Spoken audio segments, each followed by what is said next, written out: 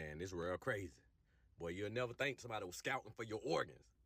Man, story time on the chick trying to trick me out my kidney. So Out the boom, kidney is I'm at the crazy. tattoo shop, right? I'm in there getting tatted up, and I'm kind of like bleeding a little heavy or whatever. So it was another little bitch nothing to get tatted up too. She like, she hearing the tattoo artist like, dang boy, you bleeding a lot. So she was like kind of in the area. She like, oh, like what blood type you is? It might be. Hold on. Like how the first thing you bring up is the blood type. Like I don't even know you. You ask me what my blood type is. That shit. Your blood type. So I'm like, shit, I'm AB negative. That's a rare blood type. That's a rare blood type. She like, oh damn, like I'm AB negative too. So we kind of like we go to sparking up conversation as I'm getting my tat. I'm talking, we chopping it up. You know what I'm saying? She end up getting her tattoo. I end up staying back a little bit just to try to, chill with her a little bit. You know, to help her go through what she finna go through with. Like she say, she be bleeding a lot. So Right, boom, right.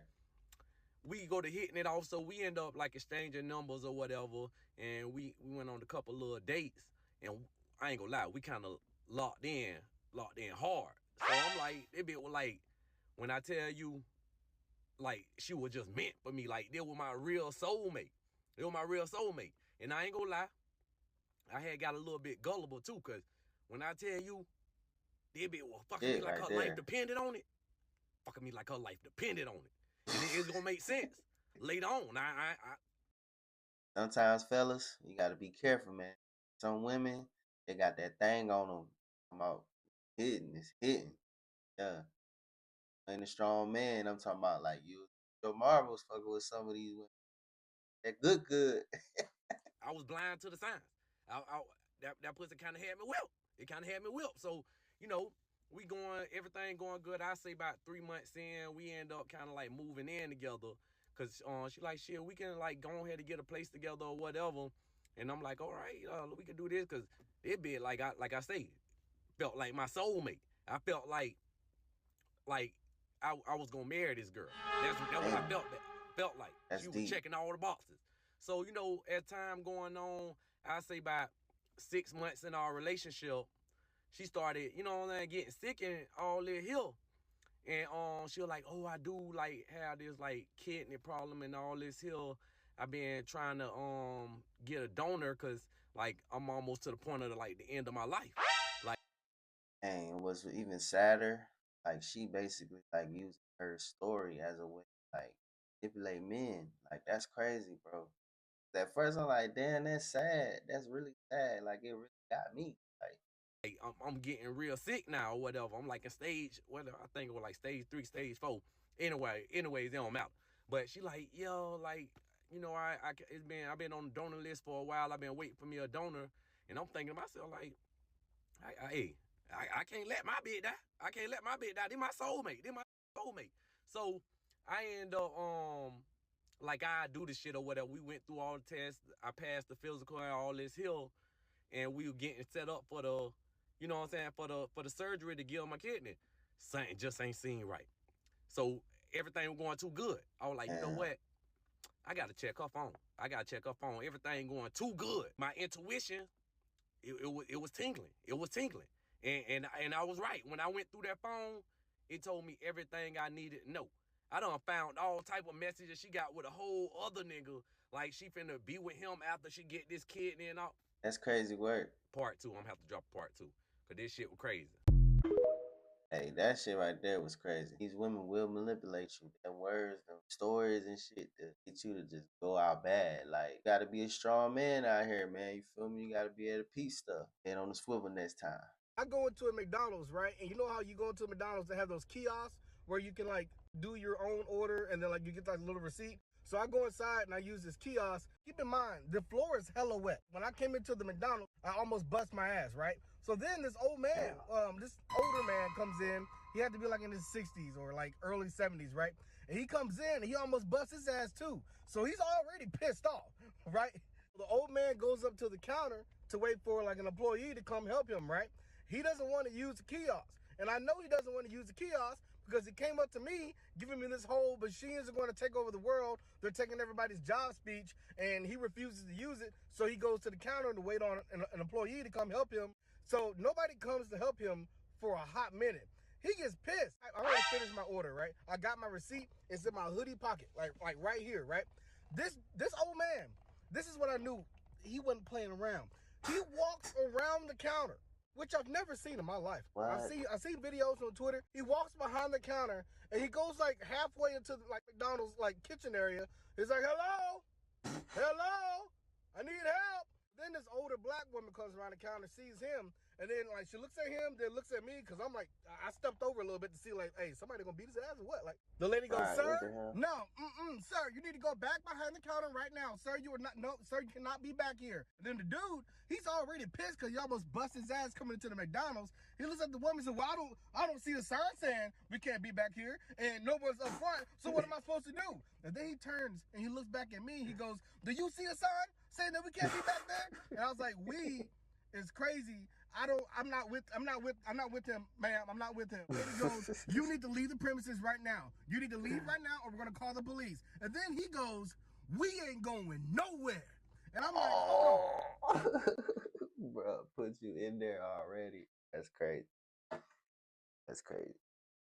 I wasn't going anywhere anyways. I already paid for my shit. Don't put me in your things, sir. And then she goes, both of you leave right now. The police are on the way. I said, both? I got a receipt. So then the police show up. They come into the door, and both the cops almost bust their ass. They come in, they start slipping because the floor is tremendously wet because whoever mopped just dumped water on the ground and pushed the stick around, really. The cops are not in the best mood right now. You know what I mean? Because anybody in uniform that almost bust their ass, you're not getting their best. And I understood that. So they come in and like, hey, we're gonna need y'all to leave. And I wanted to kindly express to them, I'm not in the whole thing. I used the kiosk. I got my receipt. It's really just him. And the old dude, he's going crazy. Like I ain't going nowhere. He's talking about the machines still. The cops ain't trying to hear about the machines. So then one of the cops like starts to approach me. Is like just kind of like gesturing me like outside, like to go handle all this like outside, right? So I reach to show my receipt because I had it in my hoodie. So as soon as I reach for my hoodie, she kind of like kind of shifts and puts her hand like, you know, where a gun might be. And I'm like, damn. oh shit. Oh, shit. It all came to me. She just showed up to like whatever, and I'm reaching for my hoodie, and I just so happened to be black. I'm about to be put on a t-shirt, and all that hit me, and I was like, oh no. I kind of like shuffled, but the floor is wet. So when I shuffled, I slipped, and I actually bust my ass. So I slipped and I fell, and I didn't know that there was a wet floor sign close by.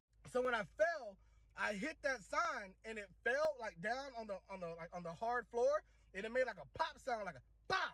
I thought I got shot.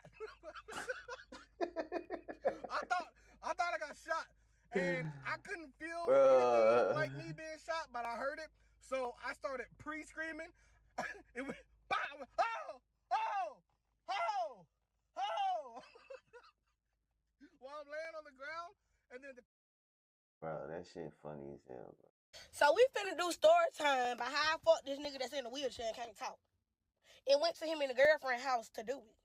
So boom, bro sent me a little bad money thing on one of my stories or whatever.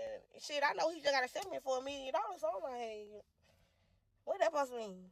Right. And he was like, shit, I'm just trying to help you get out of the situation that you in. I'm like, shit, how much you talking? So bro sent me $1,000, y'all, but when he sent me $1,000, he sent $1,000 to my cousin boyfriend Cash App, because I don't have Cash App. He sent $1,000 to my cousin boyfriend Cash App. So when he sent $1,000, I went missing for like 2 weeks, probably about a week and a half. Like 2 because weeks. I really was skeptical on going to the girl house. Okay, boom. Bro kept texting me like, dang, you have to pay my money, I'm charged to the game or whatever. But bro upped the price. So when bro upped the price, I couldn't really turn it down. So I ended up going. So when I went, y'all. Yo, I ain't judging you now. This is a prime example what we facing as men, women nowadays. Like you remember when you was in school and stiff hard to get and everything. 10 years later, they going. But I ain't gonna say all women. Most part got that check, bro. They going. We did what we did. Ain't no time to talk. We ain't talking. We finna get straight down to business. So we get straight down to business. I watched my brother up afterwards and all that. He texted me on the phone. How good it was and all that. But anyways, I leave. That was that. I leave. Brother text again. And brother was like, shit, I got this right here. I'm like, man, you ain't finna even try to lowball me. You gotta come back with the same thing that you came with.